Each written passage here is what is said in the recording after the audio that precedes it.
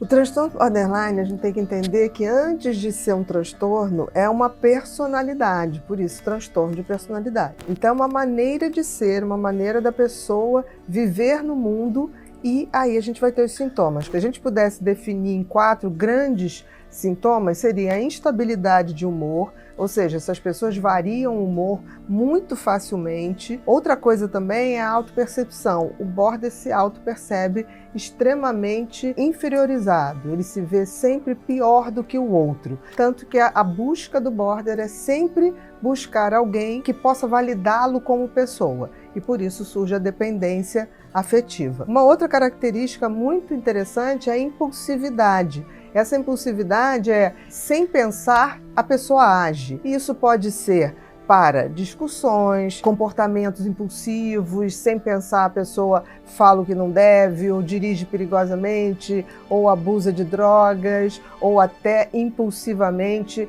machuca os outros ou se machuca também. E a quarta característica, que é muito importante, é a característica dos relacionamentos íntimos. Porque ele, dependendo dessas pessoas para se validar, ela ou ele acabam dependendo dessa pessoa e querendo o tempo todo ter controle dessa pessoa, com medo absoluto da perda. A gente fala desses 4, mas a gente tem muito mais sintomas. A gente tem, por exemplo, uma incapacidade de lidar com frustração, a gente tem automutilação, pessoas que se machucam, a gente tem ataques de fúria. Dentro da palestra, né, que a gente abre aí para todas as pessoas que se interessem profundamente sobre o assunto, e também para as pessoas que vão fazer parte do curso online Mentes que Amam Demais, o jeito borderline de ser, eu fiz questão de detalhar muito mais. E eu sugiro que você veja, porque lá vai ter muita informação, tanto para você que tem um transtorno, tanto para você que convive com o transtorno,